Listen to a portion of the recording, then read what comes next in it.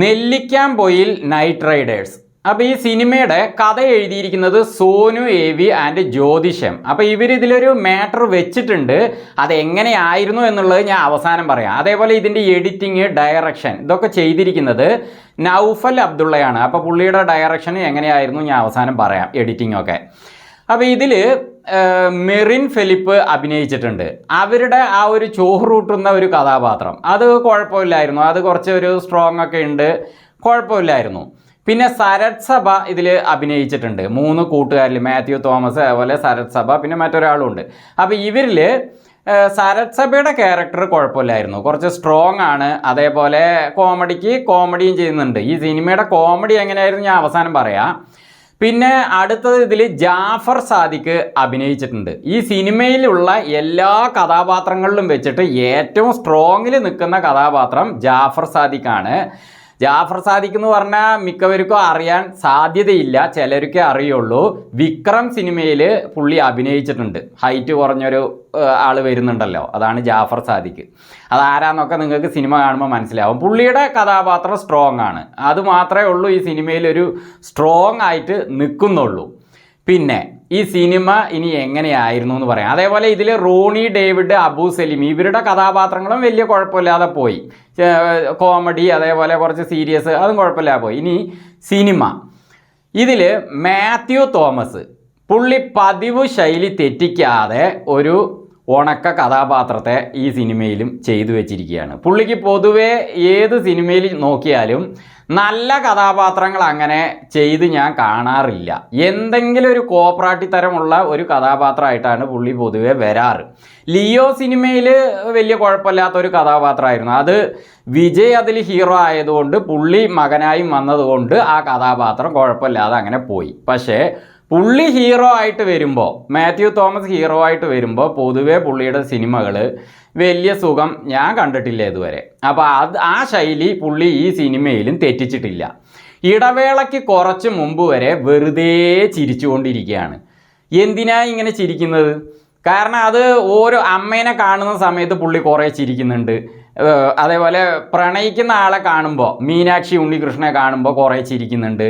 അതേപോലെ പുള്ളി കുറേ സമയം ഈ ചിരിയിലൂടെയാണ് ഭാവമായിട്ട് അത് കാണിക്കുന്നത്. അതൊരു വലിയ സുഖമില്ല. പുള്ളി കുറച്ച് സീരിയസ് ആയാലേ പുള്ളിക്ക് ഒരു ഭാവിയിൽ നല്ല നല്ല കഥാപാത്രങ്ങൾ വരികയുള്ളൂ. പുള്ളിക്ക് എന്നാലും ഇടയ്ക്കിടയ്ക്ക് ഇങ്ങനെ സിനിമയിൽ പുള്ളി വരുന്നുണ്ട്, അത് തന്നെ ഒരു ഭാഗ്യമാണ്. കാരണം ഇങ്ങനെ കഥാപാത്രങ്ങൾ ചെയ്തു പോയാൽ അത് ഒരു സുഖം ഉണ്ടാവില്ല. അപ്പം ഈ ഇടവേളയ്ക്ക് മുമ്പ് വരെയും പുള്ളിയുടെ കുറേ ചിരിയാണ് കാണുന്നത്. പിന്നെ വേറൊരു സംഭവം സിനിമയ്ക്ക് പുള്ളിക്ക് ഈ സിനിമയിൽ അവസാനം വരെയും ഉണ്ട്. അതാണ് പുള്ളിയെ പിന്തുടർന്ന് വേട്ടയാടിക്കൊണ്ടേയിരിക്കുന്നത്. അതൊരു ഭാവമാണ്. അതെന്ത് ഭാവമാണ് സിനിമ കണ്ട് നിങ്ങൾ മനസ്സിലായിക്കോളി. ആ ഭാവം തന്നെ പുള്ളിക്ക് അവസാനം വരെ ഉള്ളൂ. അതുകൊണ്ട് തന്നെ പുള്ളിയുടെ ക്യാരക്ടർ ഒരു സ്ട്രോങ്ങും ഇല്ല, ഒരു ദുർബല കഥാപാത്രം. ശ്യാം എന്നൊക്കെയാണ് പുള്ളീനെ ഈ സിനിമയിൽ പറയുന്നത്. മൊത്തത്തിൽ ശ്യാം ഒരു തണുത്ത പടക്കം പോലത്തെ ഒരവസ്ഥ, അതാണ് പുള്ളിയുടെ ക്യാരക്ടർ. പിന്നെ ഈ സിനിമയുടെ കഥ ഇതിൽ ഞാൻ നേരത്തെ പറഞ്ഞ പോലെ ഇടവേള വരെ ഇത് എഡിറ്റിംഗ് ചെയ്തിരിക്കുന്നത് നൗഫൽ അബ്ദുള്ളയാണ്. പുള്ളി തന്നെ ഡയറക്റ്റും ചെയ്തിരിക്കുന്നത്. അപ്പോൾ ഈ കഥയിലെ ആ ഭാഗം വരെ, ഇടവേള വരെയും കുറേ എന്തൊക്കെയോ സീനിനെ എടുത്തു വെച്ചിട്ട് കുറേ ഹൊറർ പോലത്തെ എന്തൊക്കെ കാണിക്കുന്നു, കോമഡി പോലത്തെ എന്തൊക്കെ കാണിക്കുന്നു, അങ്ങനെ കുറച്ച് സീനുകളെ എടുത്തു വെച്ചിട്ട് ഇടവേള വരെയുള്ള ഭാഗങ്ങളെ തലങ്ങും വിലങ്ങും അങ്ങോട്ട് ജോയിൻ്റ് ചെയ്ത് എഡിറ്റ് ചെയ്ത് വെച്ചിരിക്കുകയാണ് നൗഫൽ അബ്ദുള്ള, ഈ സിനിമയുടെ ഡയറക്ടർ. അങ്ങനെ ഫീൽ ആകുന്നുള്ളൂ. അതേപോലെ ഇതിൻ്റെ കോമഡി എനിക്ക് വലിയ ചിരിയൊന്നും ഈ സിനിമയിൽ അങ്ങനെ വന്നില്ല. ഞാൻ സാധാരണ ഏത് സിനിമ കണ്ടാലും കോമഡി എനിക്ക് പെട്ടെന്ന് വർക്കൗട്ടാവും, ഞാൻ ചിരിക്കും. ഇതിലെനിക്ക് വലിയ ചിരിയൊന്നും വന്നില്ല. എന്നാലും ചില കോമഡികൾക്ക് ചിരിക്കാനുണ്ട്. പക്ഷേ എന്നാൽ ഈ സിനിമയുടെ ഈ തണുത്തു പോയ അവസ്ഥയിൽ എന്തൊക്കെയോ സീനുകൾ ഇങ്ങനെ കൂട്ടിക്കലർത്തി ഇങ്ങനെ വരുന്നു എന്നല്ലാതെ ഒരു സ്ട്രോങ് മാറ്ററായിട്ട് തുടക്കം തന്നെ പോയിട്ട് അതിൽ ഭയങ്കര സംഭവങ്ങൾ അങ്ങനെയൊന്നും ഇല്ലാതെ സിനിമ എന്തിനൊക്കെയോ വേണ്ടി ഇങ്ങനെ പോകുന്നു. ആ രീതിയിലായതുകൊണ്ട് ചിരിക്കാനും പറ്റുന്നില്ല. ഏതെങ്കിലും ഒരു ചില കോമഡിക്ക് ചിരി വരുന്നുണ്ടെങ്കിൽ പോലും മാത്യു തോമസിൻ്റെ ഈ കോപ്രാട്ടിത്തരം കാണുമ്പോൾ ചിരിക്കാനും തോന്നുന്നില്ല. ദേഷ്യത്തിൽ നമ്മളിങ്ങനെ പോയിക്കൊണ്ടിരിക്കുമ്പോൾ ചിരിക്കാൻ എന്തെങ്കിലും നമ്മളെ ചിരിപ്പിച്ചാൽ ചിരി വരുമോ? ഇല്ല. അതേപോലെയാണ് എനിക്ക് ഫീലായത്. അങ്ങനെ ഒരു സിനിമ ശരിക്ക് ഈ സിനിമയ്ക്ക് സ്ട്രോങ് പോരാ. അതേപോലെ കോമഡി വലിയ ചില കോമഡികളൊക്കെ, പക്ഷേ ബാക്കിയൊക്കെ ഈ ഒരു സിനിമയുടെ അവസ്ഥ കൊണ്ട് ചിരിയും വരുന്നില്ല. പിന്നെ ഇതിലെ ഹൊറർ പറഞ്ഞാൽ ഇതിൽ ഒരു കുതിരക്കാലുള്ള ഒരു സംഭവങ്ങളൊക്കെ വരുന്നുണ്ട്. അതൊക്കെ നമ്മൾ ട്രെയിലറിൽ കണ്ടു. പിന്നെ വേറൊരു സംഭവമുണ്ട്, അതൊക്കെ അതിൻ്റെ എഫക്റ്റ് കാര്യങ്ങൾ അത് അവിടെ ഒരു പ്രസൻസ് ചെയ്തിരിക്കുന്നതൊക്കെ കുഴപ്പമില്ല.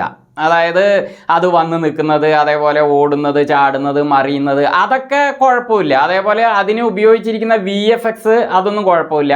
പിന്നെ ചോറൂട്ടുന്ന കഥാപാത്രം അതും കുഴപ്പമില്ല. അതൊക്കെ കുഴപ്പമില്ലെങ്കിലും നമുക്കൊരു സ്ട്രോങ് തോന്നുന്നില്ല. അപ്പം ഞാൻ ആകെ ഇതിൽ സ്ട്രോങ് ആയിട്ട് തോന്നിയത് എനിക്ക് ജാഫർ സാദിഖിൻ്റെ ക്യാരക്ടർ തന്നെയാണ്. പിന്നെ വേടൻ്റെ ഒരു പാട്ടുണ്ട്, അത് സ്ട്രോങ് ആണ്. അതേപോലെ ആ പാട്ട് വരുന്ന സീനുകൾക്ക് അത് ഉള്ളത് കൊണ്ട് അത് ഒന്നുകൂടി ഒരു സ്ട്രോങ് ആയിട്ട് തോന്നി. അതേപോലെ തന്നെ മാത്യു തോമസിന് അവസാന വരുന്ന സമയത്തൊക്കെ ഒരു സീന് കുഴപ്പമില്ലായിരുന്നു കേട്ടോ. അതേപോലത്തെ കുറേ സീനുകൾ പുള്ളിക്ക് വെച്ചാൽ മതിയായിരുന്നു. ഇതിലെ പുള്ളിയുടെ ആ ഒരു അവസ്ഥേനെ ഒഴിവാക്കിയിട്ട് പുള്ളിയെ കുറച്ച് സീരിയസ് ആക്കിയിട്ട് അങ്ങനത്തെ സീനുകൾ ഇടയ്ക്കിടയ്ക്ക് വെച്ചിരുന്നെങ്കിൽ ഒരു ത്രില്ല് കിട്ടുമായിരുന്നു. കോമഡി ആയിക്കോട്ടെ, എന്നാലും കുറച്ച് സീരിയസ്നെസ് വേണ്ട. അതൊന്നും ഇല്ലാതെ സിനിമ പോയത്. പിന്നെ ആ ഒരു മാത്യു തോമസിൻ്റെ ആ ഒരു ചെറിയ ഭാഗം മാത്രം കുഴപ്പമില്ലായിരുന്നു. അതും കുറച്ച് സമയമേ ഉണ്ടായിരുന്നുള്ളൂ. അപ്പോഴേക്ക് എല്ലാവരും വന്നു. അങ്ങനെ വരുന്നതിന് പകരം കുറച്ച് സമയം കൂടി സീരിയസ് ആയിട്ട് ആ ഭാഗം എടുക്കാമായിരുന്നു, ആക്ഷനും കാര്യങ്ങളൊക്കെ. ഇതിലിവർ വെച്ചിരിക്കുന്ന ആ മാറ്ററിനെ അങ്ങനെ നിലനിർത്തിക്കൊണ്ട് തന്നെ ഒന്നുകൂടി അതിനെ സ്ട്രോങ് ആക്കി ഇതിലെ കഥാപാത്രങ്ങളും അതോട് പൊരുതുന്ന രീതിയിൽ ഒന്നുകൂടി സ്ട്രോങ് ആക്കാതെ വെറുതെ സിനിമയിൽ ഒരു തണുത്ത പടക്കത്തിൻ്റെ ഒരു ഭാവം ഇതിൽ കൊടുത്തിട്ടുണ്ട്. ആ ഭാവം എന്താണെന്ന് ഞാൻ പറയുന്നില്ല. ആ ഭാവത്തിൽ തന്നെ സിനിമ പോയതുകൊണ്ട് ഒരു സുഖമില്ല, ഒരു കുട്ടിക്കളി. അത് തന്നെ ഈ മൂവി.